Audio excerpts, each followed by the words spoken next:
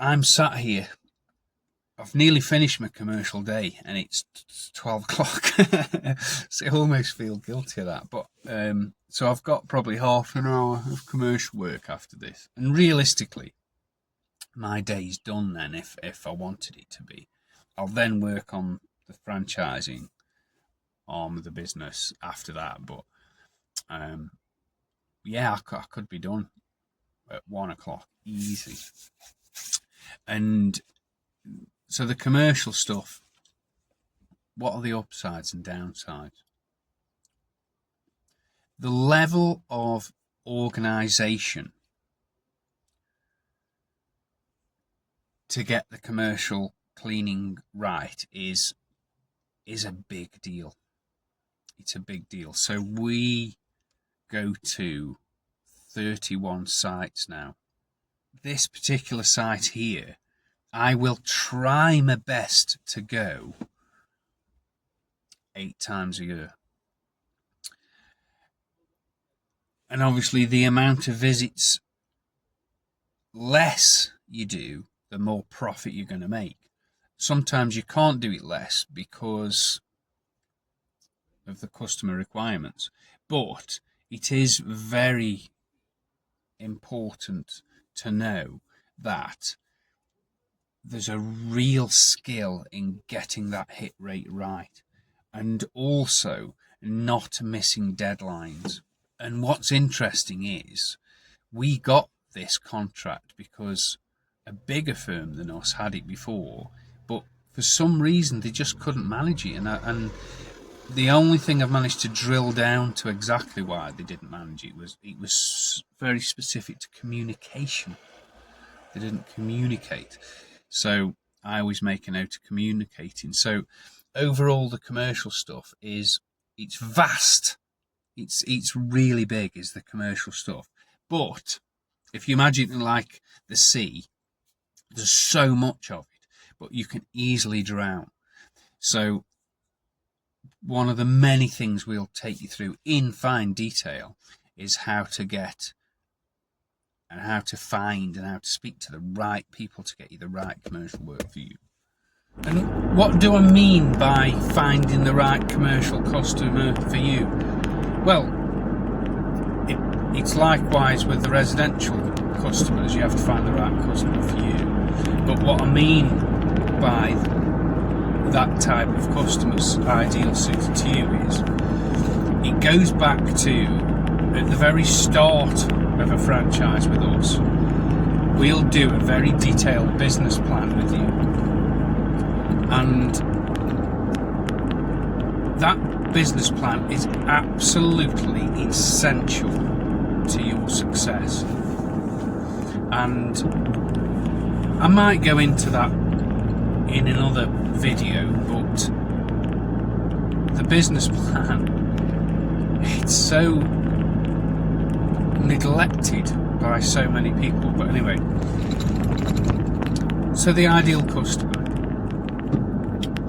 So it may be for you that you want to explore commercial work more because it can be potentially more lucrative. And that is great, but you have to be prepared for the fact that it doesn't take much for a commercial customer potentially to wave goodbye to you. You could be really good at what you do, never miss a beat, do everything exactly as they want to and deliver above that even.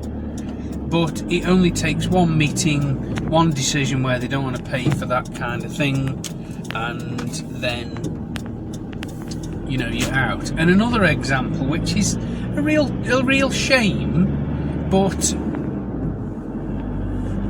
it didn't affect us negatively, is we've definitely had an experience in the past where we've worked for someone commercially, and obviously you have to put your prices up because everything goes up, and they decided to well, cut a long story short, they went with somebody else. And we said to them as politely as we could and professionally as we could, please understand that now that you don't want us to clean for you, that leaves a gap in our diary. And we have to fill that gap. So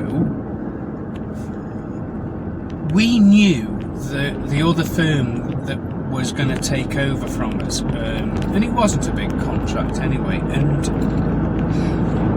we know, because when you know your own territories and you know the other people that do it, you know, we knew that they wouldn't be able to, in the short, medium and long term, deliver what that customer wanted. And, you know, we said to the commercial customer, have you any complaints? No, it's just the price. So we said, right, so we've got to fill this gap. But please understand that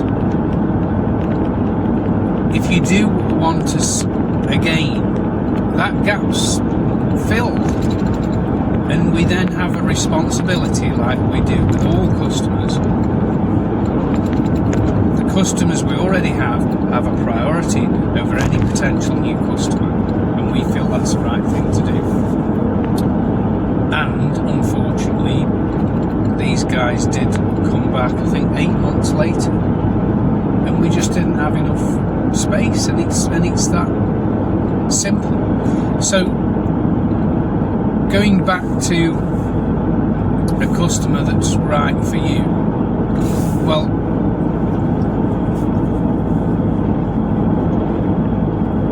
it's a harder balancing act the more commercial work you get, because of the potential that it's very easy for someone to just stop using you, and without even a logical reason. So some people may find that stressful. So let's go even further with finding the right commercial customer. You can purposefully target a lot of smaller contracts, which you would generally think would be more stable, because if one does for some reason not want to use you anymore, it's a small amount. But some bigger contracts generally have a lot less headaches, and there's only one set of requirements. But if they don't want to use you, then that's going to be an even bigger gap in your diary. So it is incredibly important right from the start, and this is one of the major things that we'll do with you in a franchise with us, is we help to get your business to a point as quickly as possible that absolutely suits you. And even if you're successful on your own, the chances of you doing it all perfect in the first go is so small. So you really are going to spend and waste a lot of time trying to do something on your own and finding out that you don't like doing it. Whereas if you'd have been guided at the start towards the best thing for you, you're really happy with it, and that's what makes the big difference.